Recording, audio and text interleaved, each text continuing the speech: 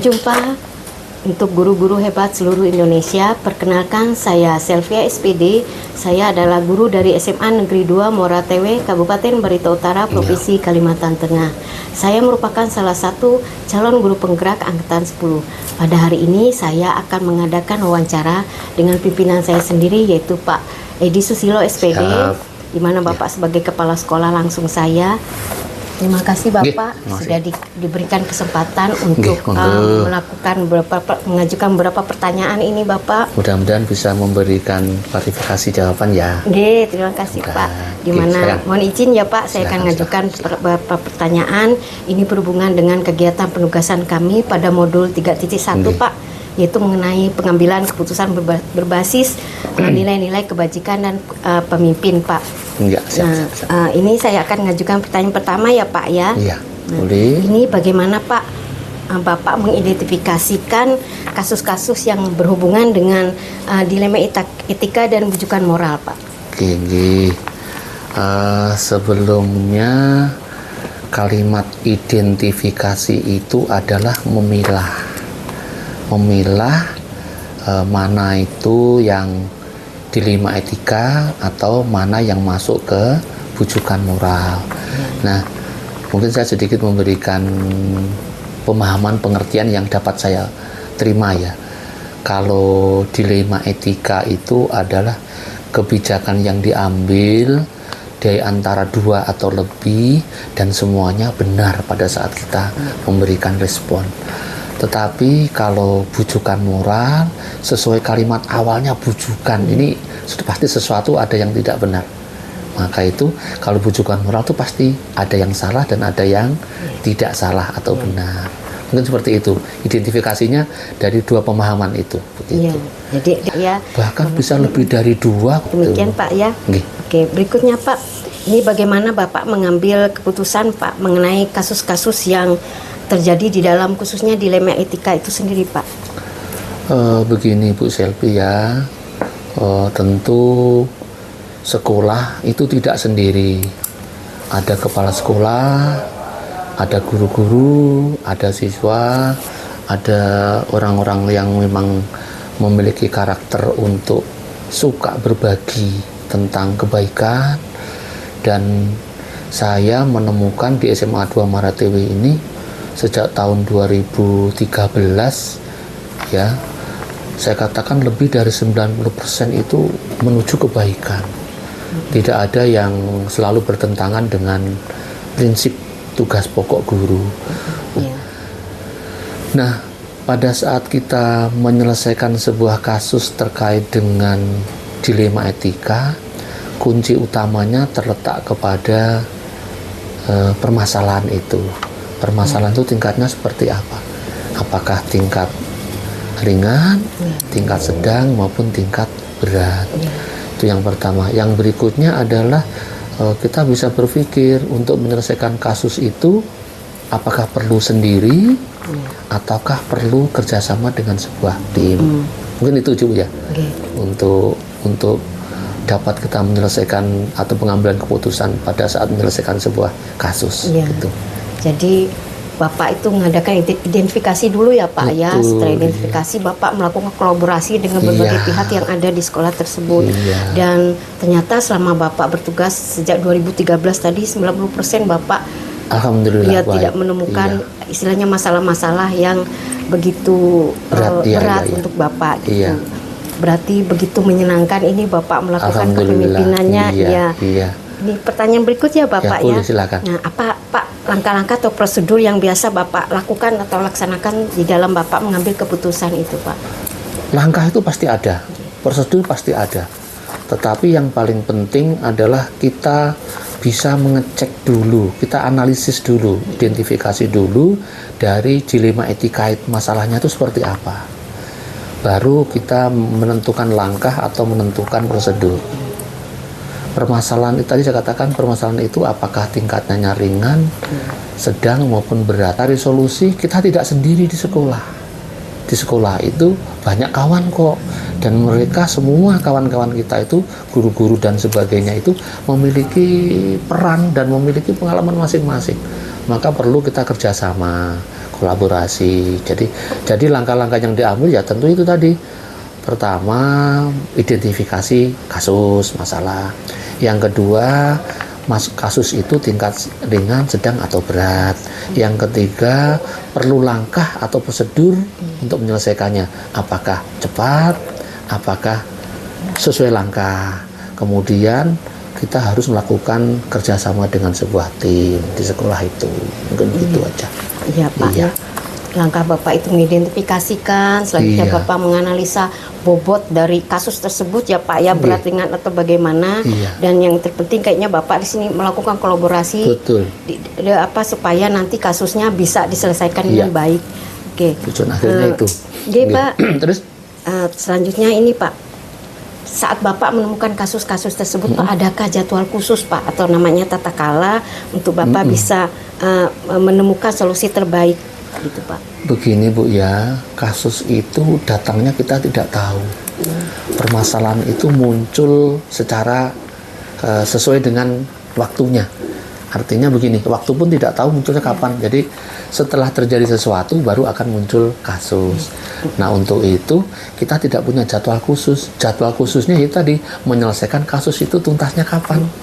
Nah tentu saja kepala sekolah memiliki kewenangan untuk minta bantu kolaborasi dengan kawan-kawan yang lain, bisa BP, wali kelas, bisa bagian kesiswaan, mungkin guru senior, untuk memberikan asupan, memberikan semacam cara teknis atau petunjuk bagaimana supaya kasus itu cepat terselesaikan.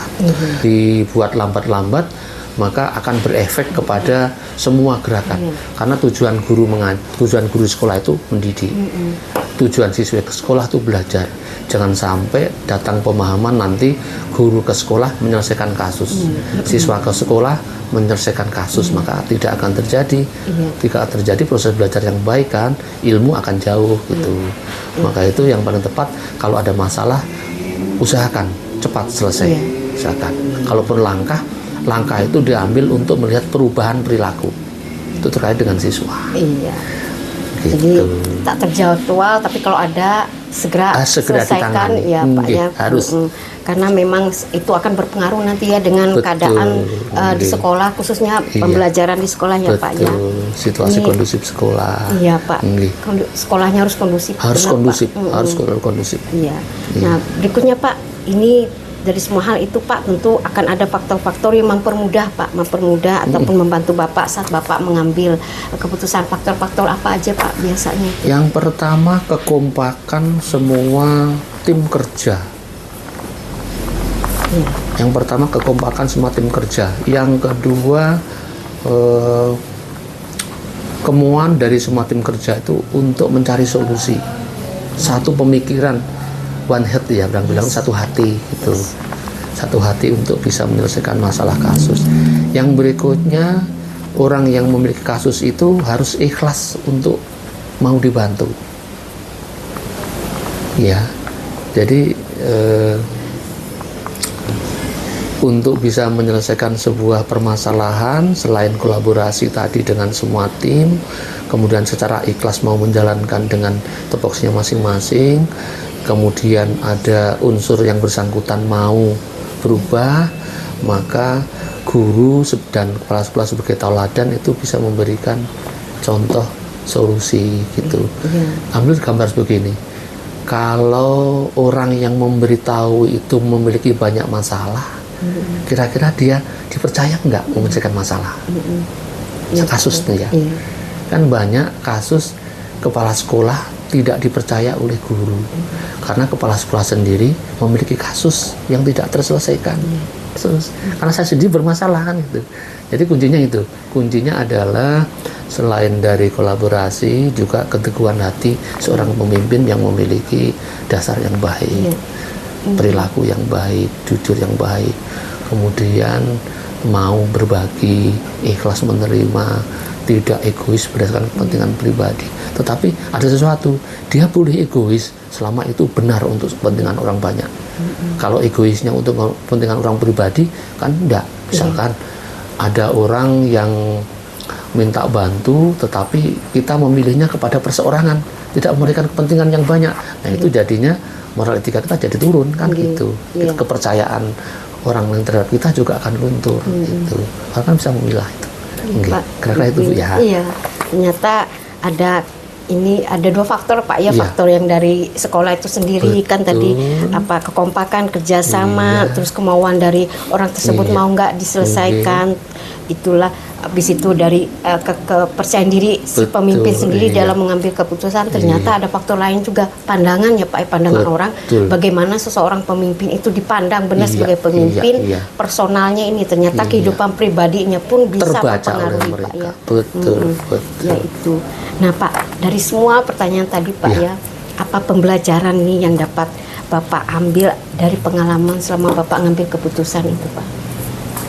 Pembelajarannya adalah kita harus teguh ya dengan pendirian kita untuk kepentingan kita ada ini adalah menyelesaikan atau membantu orang-orang yang membutuhkan kita bantu.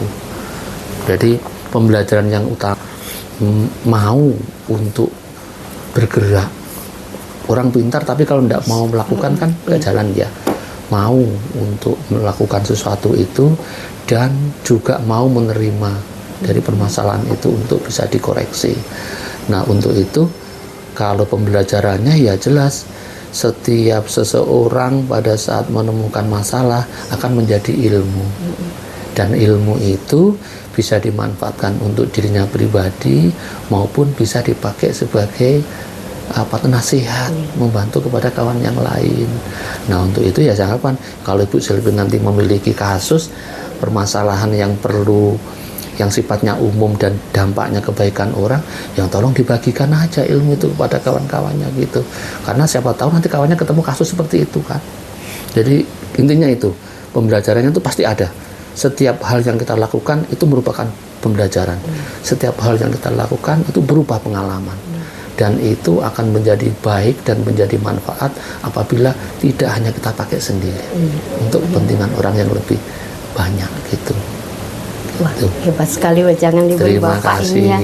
Ya di sini intinya kayaknya Pak ya, kayaknya pengalaman itu guru terbaik gitu ya Pak ya. Iya. Nah, terima kasih Pak. Sama-sama. Dari semua yang udah Bapak berikan, Bapak kasih hari ini merupakan ilmu Pak untuk saya. Istilahnya itu suatu saat jika saya dipercaya ataupun nanti di dalam pembelajaran terutama Pak dengan murid itu kan bisa jadi bekal untuk saya mengambil bagaimana saya mengambil keputusan yang bijak, yang tepat seperti itu Pak. Ini kira-kira itu aja Bu ya. Terima kasih Bapak sudah meluangkan waktu. Sehat-sehat ya Pak ya. Amin. Terima kasih. Demikianlah wawancara saya dengan pimpinan saya Pak Edi. Begitu banyak yang sudah beliau berikan dan ini sebagai bekal untuk saya ke depannya, dan ternyata di sini Pak Edi memang benar-benar tergerak dan menggerakkan ya Pak ya. Oke. Terima kasih. Salam sehat guru-guru hebat semuanya seluruh Indonesia. Selamat pagi Bu. Ya, selamat pagi Bu Selvia. Apa kabar? Ya, baik Bu. Alhamdulillah. Ya, Ibu bagaimana keadaannya? Alhamdulillah sehat Bu. Tetap semangatlah Bu Selvia. Terima kasih Ibu. Ya, terima kasih Bu ya sudah diberi kesempatan Ibu meluangkan waktu untuk bisa hari ini saya mewawancara Ibu, dan mohon izin juga ya Bu ya saya akan memberikan beberapa pertanyaan Ibu. Iya, silakan. Yang ada hubungannya dengan kegiatan kami di mana saya adalah salah satu sebagai calon guru penggerak angkatan 10 Ibu ya, dan kami ada penugasan ini dalam kegiatan kami. Ya, mohon izin Bu, ya, saya silakan, mengajukan Bu. pertanyaan Bu. Ya, ini ada pertanyaan bagaimana Bu Ibu mengidentifikasikan kasus-kasus yang merupakan dilema etika ataupun bujukan moral. Ya, baik. Terima kasih Bu Selvia. Sebelumnya mungkin saya akan memperkenalkan diri dulu. Ya, nama Titin Sumarni SPD, Kepala SMP Negeri 9 Muara Tewe. Sebelumnya saya ucapkan terima kasih karena Bu Selvia sudah memilih saya untuk diwawancarai, melibatkan saya dalam kegiatan CGP-nya. Tentunya tetap semangat dan jaga kesehatan.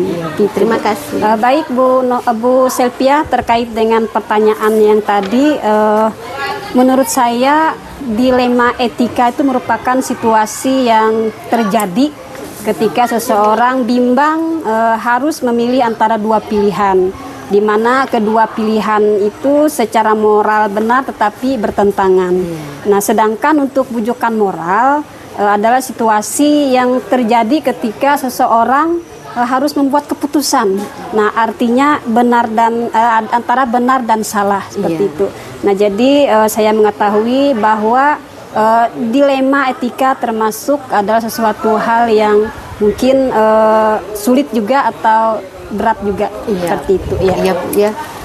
Banyakan di dalam dilema etika kita memerlukan ekstra untuk kita dan berhati-hati ya Bu, ya, karena di dalam hal ini berhubungan dengan namanya juga etika ya Bu. Etika, Oke, terima kasih Bu Titin. Pertanyaan berikutnya Bu, bagaimana Ibu menjalankan mengambil keputusan Ibu di sekolah bila Ibu menemukan kasus-kasus yang ada di antara dua kepentingan yang sama Bu, sama-sama benar dan sama-sama mengandung nilai kebajikan. Iya, baik Bu Selvia. Biasanya saya akan mengidentifikasi terlebih dahulu ya kasus-kasus tersebut. Apakah termasuk dilema etika atau bujukan moral yang bersinggungan dengan hukum. Nah, yang berlaku mungkin. Kemudian saya akan mempelajari kasus yang terjadi, terus menanyakan penyebabnya, dampaknya, dan akibat yang akan ditimbulkan seperti itu. Dan biasanya yang saya ambil terlebih dahulu adalah berdiskusi seperti itu. Itu ya Bu, ya Ibu identifikasikan dan selanjutnya ya Bu. Ya. Ini Bu, bagaimana langkah-langkah atau prosedur Bu yang akan Ibu yang berhubungan dengan dilema itu tadi pula ya baik, seperti yang sudah saya sampaikan tadi, setelah diidentifikasi kemudian kita analisa. Nah, kita analisa dulu apakah kasus tersebut adalah kasus antara murid dengan murid atau dengan guru atau guru dengan guru yang lain seperti itu. Nah, kemudian saya akan memanggil pihak-pihak yang terkait. Nah, pihak-pihak terkait berdiskusi terus mencari solusi terbaik yang tidak artinya merugikan semua pihak. Nah, kemudian juga mungkin meminta pertimbangan dari wakakiswaan, kemudian juga ada guru BK di sekolah seperti itu. Dan mungkin kalau misalnya kita lebih ini lagi, bisa kita mungkin berkolaborasi dengan orang tua atau dengan pengawas seperti itu, supaya untuk mendapatkan pertimbangan ataupun ide-ide dari mereka seperti itu. Bagus sekali langkah yang Ibu ambil ini ya. Ibu identifikasikan, selanjutnya Ibu analisa, Ibu libatkan semua ini semua yang di lingkup sekitar Ibu, baik itu tim-tim yang ada di Ibu, dari siswa juga, dari orang tua siswa juga, terus bahkan ini kalau kasusnya lumayan gimana yang melibatkan ini ya Bu ya, perlu pengawas di dalamnya. Wah, luar biasa Bu, itu bisa jadi pembelajaran untuk saya ini Bu ya. Ini izin berikutnya lagi Bu. Ya, silahkan. Hal apa saja Ibu yang selama ini Ibu anggap efektif saat Ibu mengambil keputusan di dalam kasus dilema etika ini Ibu? Ya, baik Bu Selvia. Yang saya anggap efektif adalah terlebih dahulu tadi yaitu mengajak berdiskusi. Nah, berdiskusi dengan pihak yang memiliki kasus, kemudian menawarkan solusi yang terbaik bagi semua pihak, juga mengajak diskusi Dewan Guru. Nah, agar nantinya keputusan yang diambil itu merupakan keputusan yang terbaik seperti itu, yang tepat lah. Nah, bagi semua pihak. Nah, tentunya juga bagi sekolah. Kemudian juga mempertimbangkan nilai-nilai kemanusiaan. Nah, nilai-nilai kemanusiaan juga artinya tidak kaku selama keputusan tersebut adalah merupakan hal yang benar seperti itu Bu. Jadi Ibu diskusi Bu, terus kolaborasi dengan semua pihak supaya saat nanti mengambil keputusan juga tidak merugikan pihak manapun, tetapi satu yang paling penting tadi saya dengar ada kemanusiaan, nilai-nilai kemanusiaan yang Ibu ambil. Berikutnya Bu, di dalam Ibu mengambil di dalam mengambil keputusan itu apa yang merupakan tantangan Bu yang Ibu hadapi? Tantangan Bu lah. Baik Ibu, yang merupakan tantangan adalah jika kasus yang terjadi itu berhubungan dengan pihak guru dengan guru, karena kan rekan kerja kita kan Bu, nah satu di lingkup sekolah seperti itu, sehingga saya harus berpikir lah ibaratnya kan untuk mencari ataupun membuat keputusan itu artinya yang terbaik untuk semua pihak. Nah, agar kedepannya tetap terjaga keharmonisan dan integritas yang ada di sekolah seperti itu. Iya. Karena kalau antar guru ini memang membutuhkan energi dan pemikiran luar biasa ya Bu. Ya. Pertanyaan berikutnya Bu, dalam menyelesaikan kasus dilema yang ada hubungannya dengan dilema etika ini Bu, apakah Ibu ada jadwal tertentu Ibu? Iya. Kalau untuk jadwal mungkin kami tidak memiliki jadwal tertentu Bu ya, terkait dengan dilema etika ataupun yang rujukan moral itu. Tetapi lebih ke untuk penyelesaiannya itu, kasusnya itu kalau misalnya bisa cepat kita selesaikan seperti itu. Artinya tidak ada jadwal tertentu. Nah, tergantung mungkin nanti kasusnya. Nah, artinya kita selesaikan kalau bisa secara cepat agar tidak berlarut-larut seperti itu. Karena kan masih banyak yang perlu kita prioritaskan lagi seperti itu. Nah, mungkin seperti pepatah gula mungkin makin cepat selesai makin baik. Nah, mungkin seperti itu. Artinya supaya tidak berlarut-larut seperti itu. Berikutnya Ibu, apakah adakah orang-orang atau faktor-faktor yang selama ini mempermudah dan membantu Ibu saat Ibu mengambil keputusan? Iya, baik Bu. Alhamdulillah selama ini ada beberapa kasus yang kami tangani. Kami selalu berkolaborasi, selalu berkolaborasi dengan semua pihak, baik itu melibatkan wali kelas, kemudian juga ada wakak kesiswaan, kemudian kebetulan kami juga ada guru BK, nah guru BK di sekolah, kemudian juga ada wakak kurikulum juga, nah itu berkolaborasi, berkolaborasi artinya siapa tahu kan ada masukan ataupun ide-ide dari rekan-rekan kita. Nah, untuk kedepannya supaya membuat keputusan itu artinya keputusan yang baik dan tepat seperti itu. Artinya tidak mengambil keputusan sendiri. Iya. Tempat Ibu berarti kolaborasi ya Bu ya, terus melibatkan semua pihak yang ada di sekitar Ibu supaya nanti keputusan ataupun apa yang kita ambil itu tidak merugikan semua pihak, karena memang di dalamnya kan banyak hal lagi yang harus dipikirkan, diselesaikan, lebih penting ya Ibu ya. Iya. Ini Bu, permisi pertanyaan terakhir ya Bu. Silahkan.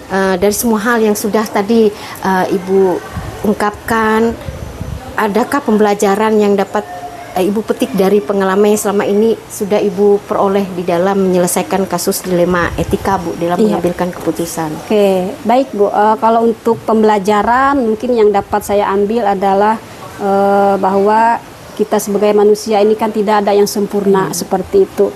Artinya kita tidak pernah melakukan kesalahan. Nah, namanya manusia Bu ya, bisa salah, bisa hilap seperti itu.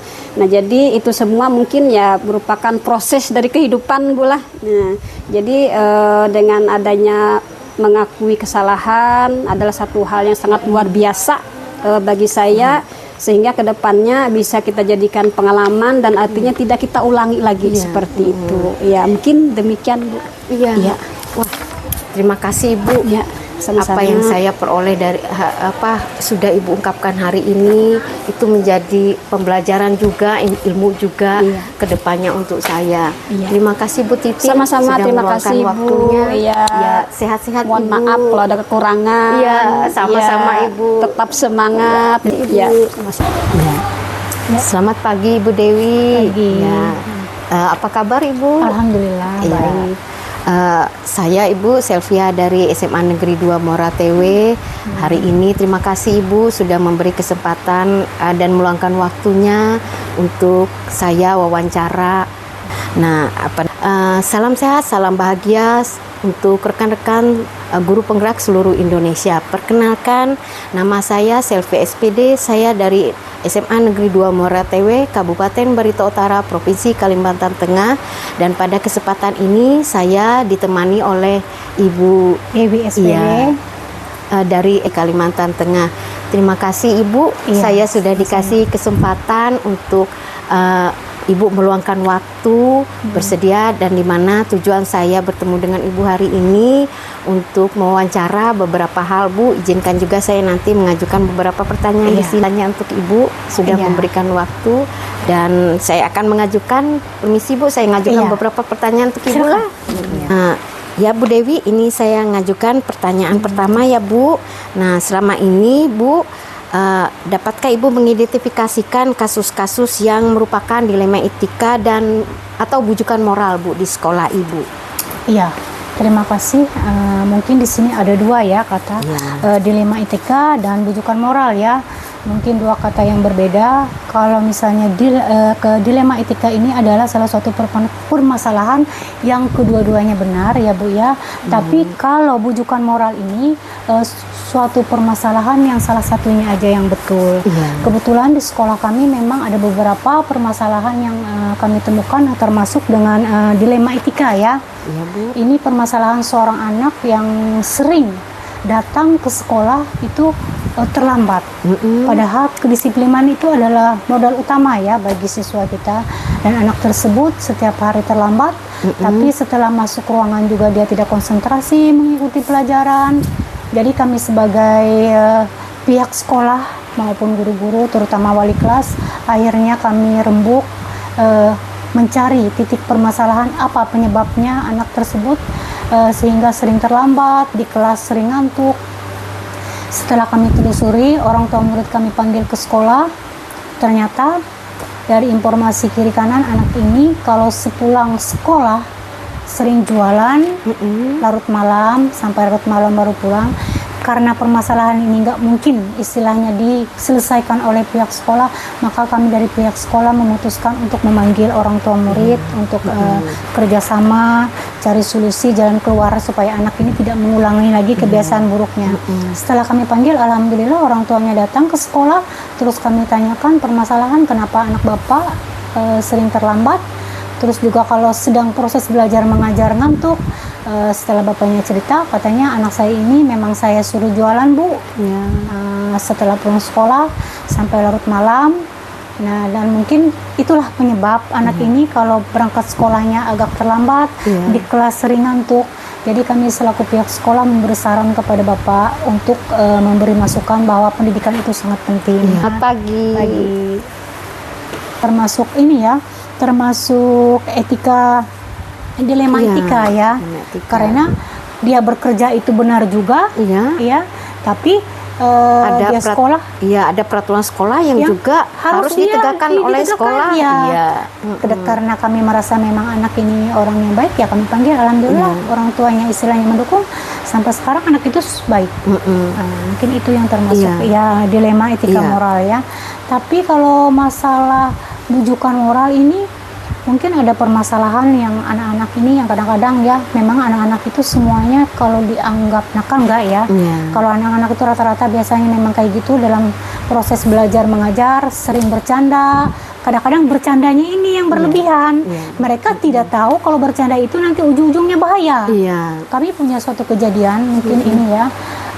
Waktu itu kami mengadakan perlombaan 17 Agustus.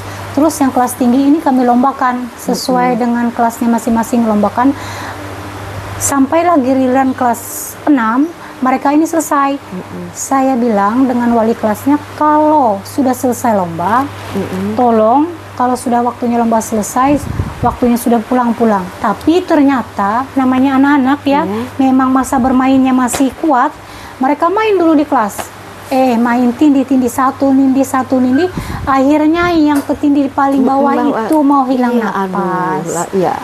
Karena anak itu kejadiannya di sekolah, itu kan tanggung jawab sekolah. Bu. Jadi akhirnya kami ambil kebijakan, anak itu kami bawa ke rumah sakit dan kami adakan pertolongan. Alhamdulillah anak itu selamat. Mungkin ada pemeriksaan sedikit, tidak ada cedera, cuman waktu itu napasnya hampir hilang. Nah, setelah itu karena itu melibatkan beberapa murid, jadi itu kan istilahnya kami tidak tinggal diam. Otomatis orang tua murid yang kena korban ini keberatan. Kenapa anak saya seperti ini? Nah, untuk memperjelas masalah, akhirnya kami panggillah semua murid-murid yang ikut bermasalah kemarin. Kami panggil ke ruangan, panggilan pertama muridnya dulu kami panggil.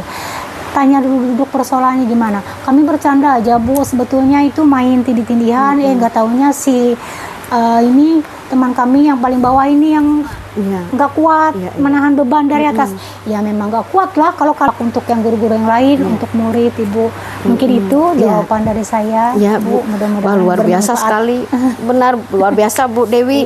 Sudah di dalam menangani kasus-kasus, terus Ibu mengidentifikasikan kasus dilema etika dan bujukan moral itu. Dan apakah pertanyaan kedua ini Bu selama ini bagaimana Ibu menjalankan pengambilan keputusan yang terjadi di sekolah tersebut Bu, terutama kasus-kasus yang ada dua kepentingan yang sama tadi Bu benar atau sama-sama mengandung nilai kebajikan, bagaimana Ibu mengambil keputusan tersebut. Begini ya Bu untuk mengambil keputusan itu tidak serta-merta hanya keputusan dari kepala sekolah. Kita lihat dulu permasalahan ini apakah melibatkan orang tua murid, guru. Apabila melibatkan itu semua itu kita panggil, jadi kita rembukan, jadi keputusan itu diambil dari kepala sekolah, dewan guru dan orang tua murid. Jadi yang istilahnya tidak merugikan semua pihak. Dengan permasalahan tersebut Ibu identifikasikan, wah luar biasa Bu. Dan ini juga jadi bekal ilmu juga untuk saya Bu. Ini bagaimana saya memperoleh pemahaman pengetahuan dari Ibu yang memang sudah terpraktekkan ini ilmunya. Bagus Bu, luar biasa sekali ilmu yang udah Ibu beri. Ini ada pertanyaan berikutnya ya Bu Dewi.